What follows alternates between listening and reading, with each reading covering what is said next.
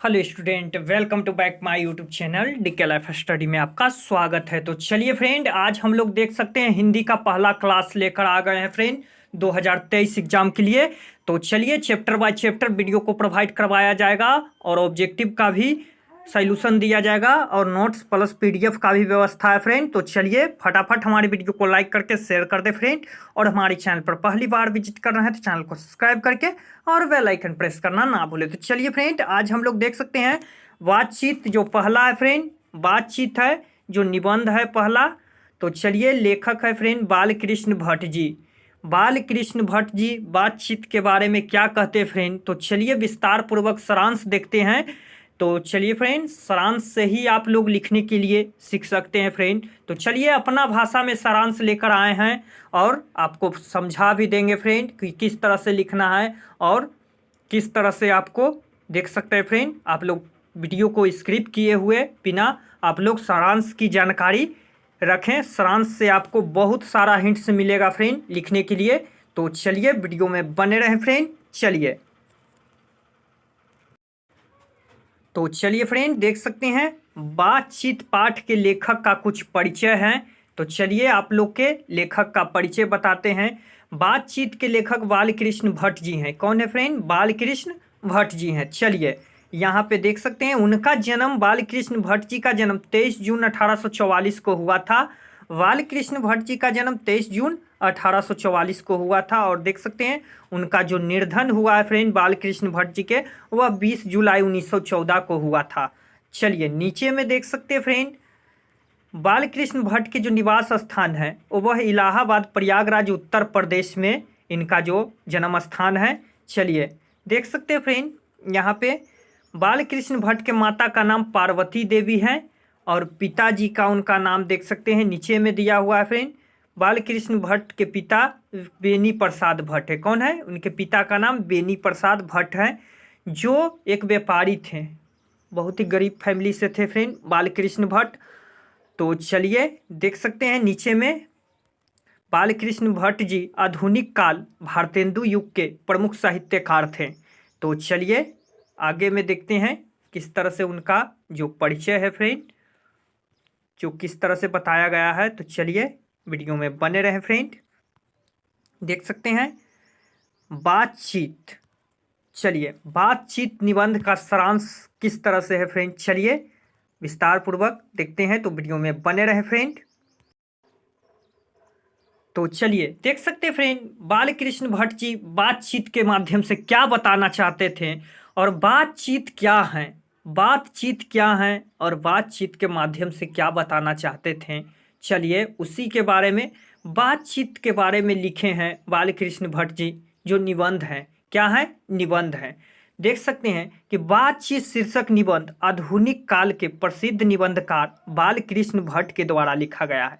मतलब देख सकते हैं कि बालकृष्ण भट्ट जी हैं जो बातचीत के बारे में लिखे हैं कि बातचीत किस तरह से करना है, बातचीत क्या है और बातचीत मनुष्य के लिए क्यों जरूरी है।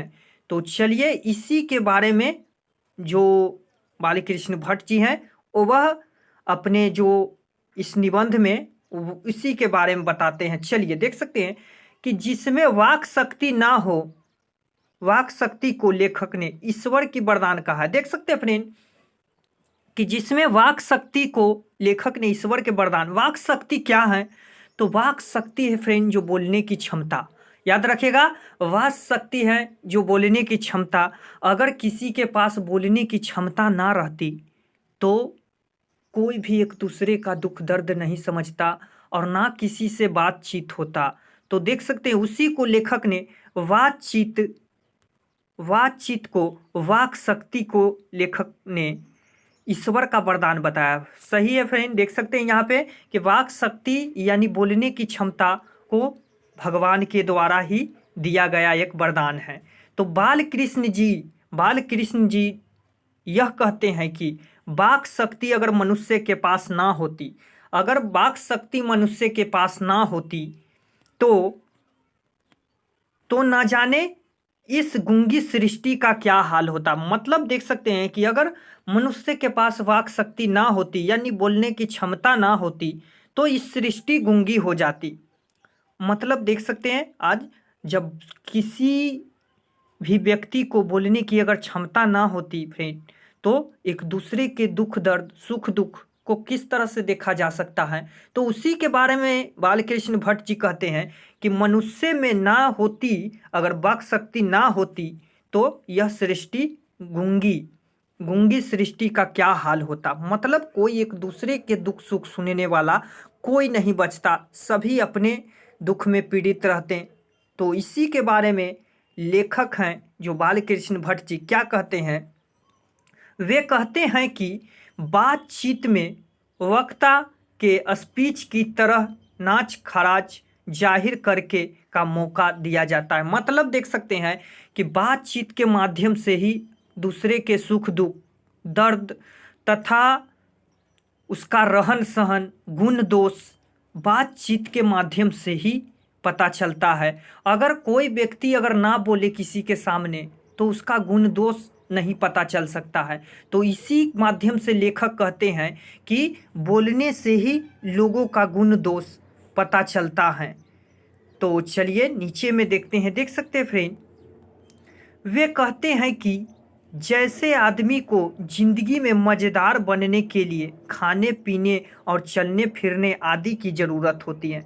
देखिए यहाँ पे बालकृष्ण भट्ट जी कुछ उदाहरण दे रहे हैं कि जैसे आदमी को ज़िंदगी में खाने पीने और चलने के लिए बहुत ही ज़रूरी होती है। देख सकते हैं फ्रेंड कि अगर मनुष्य अगर खाना त्याग दे अगर छोड़ दे तो क्या हो सकता है, उनकी मृत्यु हो सकती है। तो उसी तरह से अगर बोलना छोड़ दे तो क्या आदमी रह सकता है, तो नहीं रह सकता है। तो इसी के बारे में बालकृष्ण भट्ट जी कहते हैं कि वैसे ही बातचीत भी अति आवश्यक है, क्योंकि अगर खाना आवश्यक है तो उसी तरह से भी बातचीत भी बहुत ज़रूरी है। इससे क्या होता है तो देख सकते हैं फ्रेंड, इससे चित्त यानी मन होता है फ्रेंड, चित्त यानी मन होता है, इससे चित्त हल्का और स्वच्छ हो जाता है। मतलब बातचीत के माध्यम से एक दूसरे से चित्त हल्का हो जाता है। मतलब अपने को दुख को दूसरा को सुनाने पर अपने मन के दर्द को हल्का हो जाता है और मानवत जो हृदय में जमा रहता है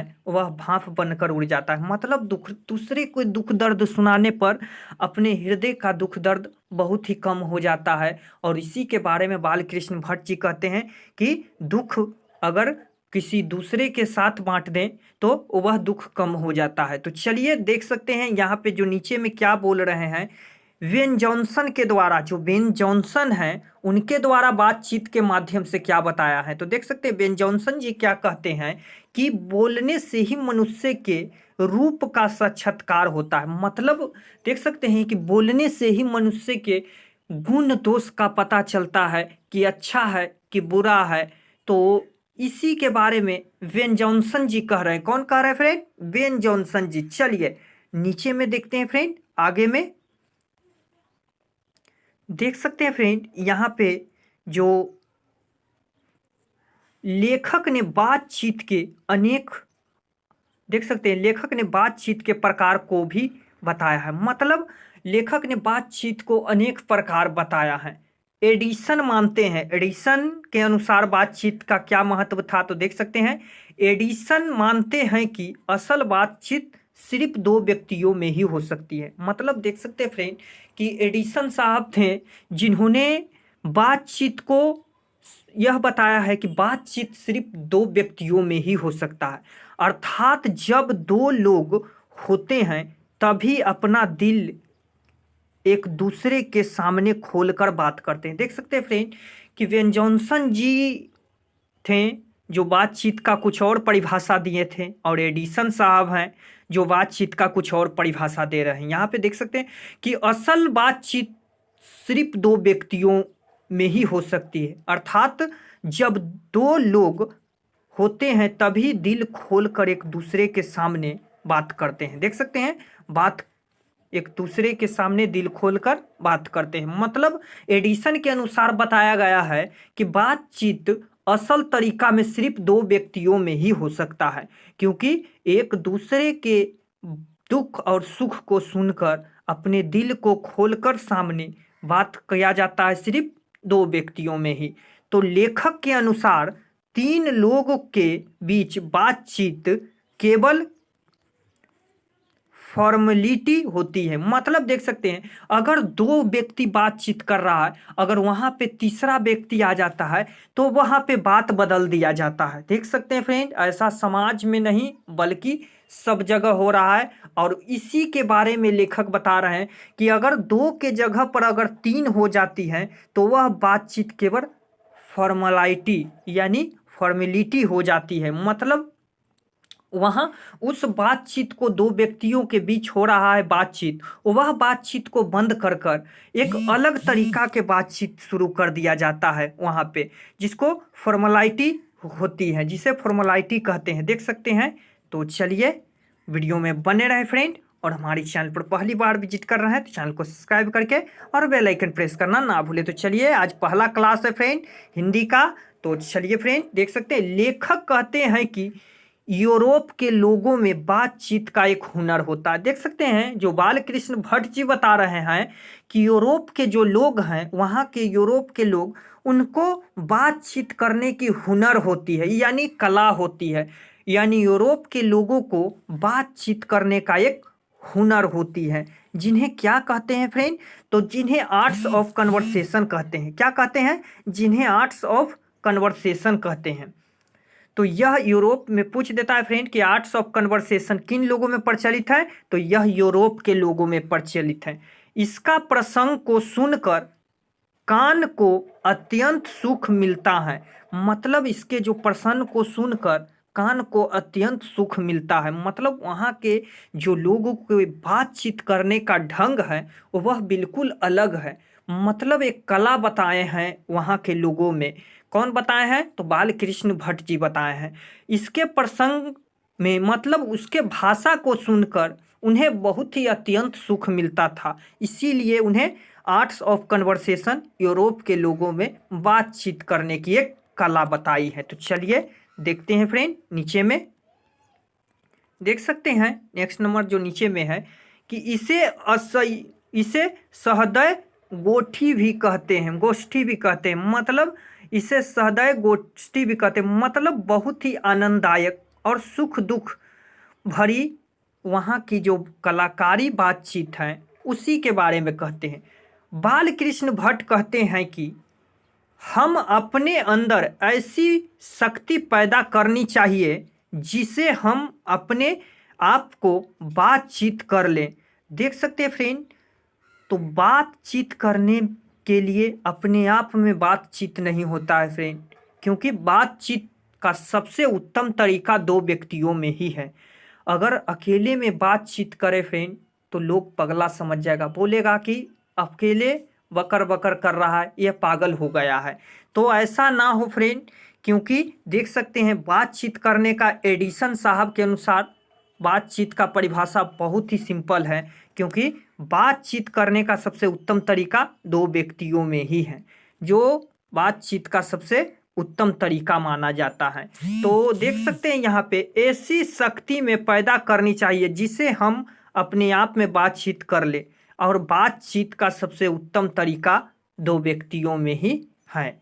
तो चलिए वीडियो में बने रहे फ्रेंड, और हमारे चैनल पर पहली बार विजिट कर रहे हैं तो चैनल को सब्सक्राइब करके और बेल आइकन प्रेस करना ना भूले। तो चलिए, बातचीत शीर्षक निबंध आधुनिक काल में प्रसिद्ध निबंधकार बालकृष्ण भट्ट के द्वारा लिखा गया है।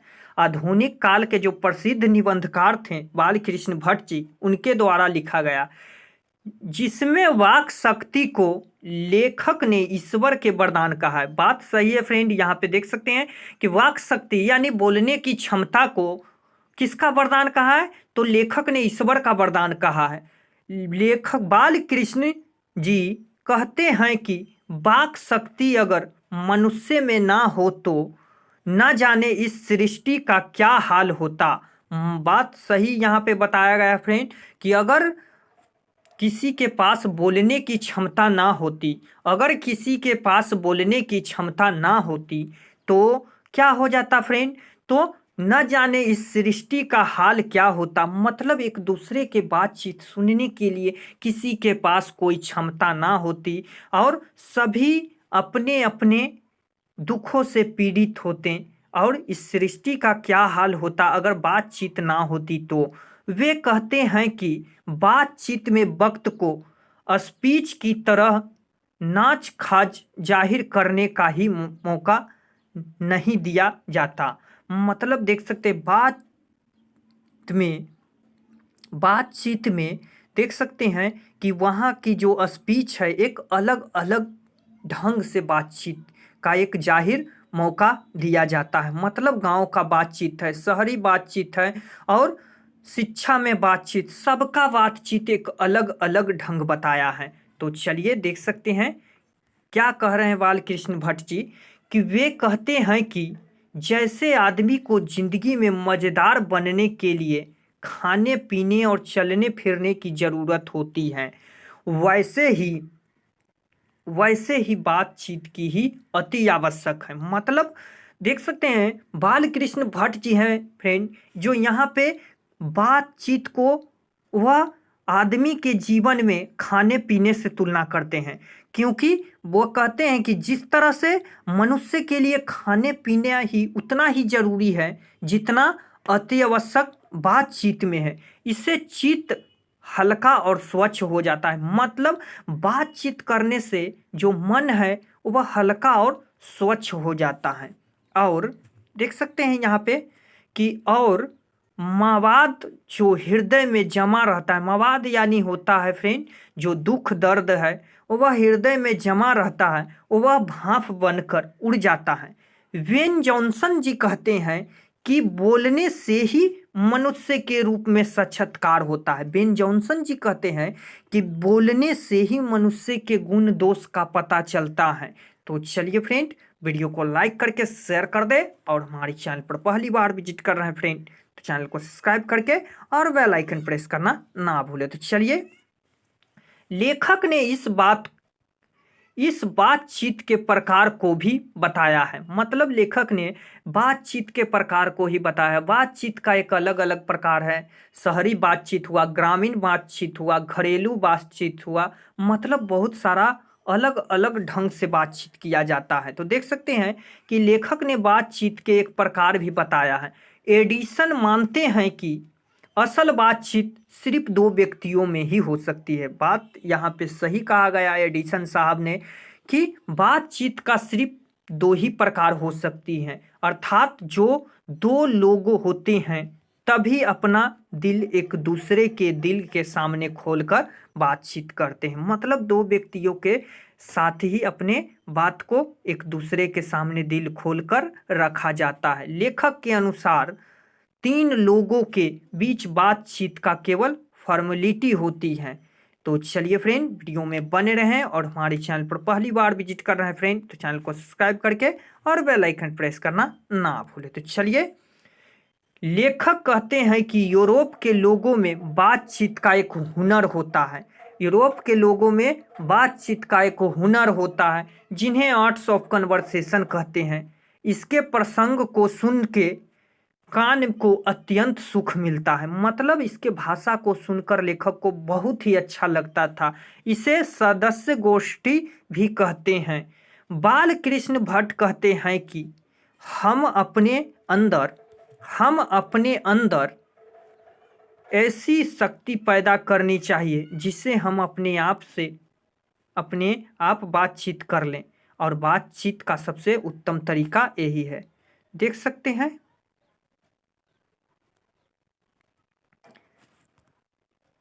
तो देख सकते हैं यहाँ पे सबसे उत्तम तरीका यही है जो बालकृष्ण भट्ट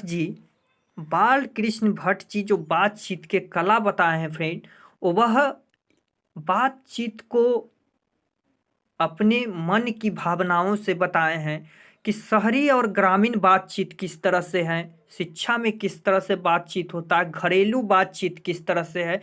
तो सबका एक अलग अलग तरीका बताए हैं बातचीत करने का।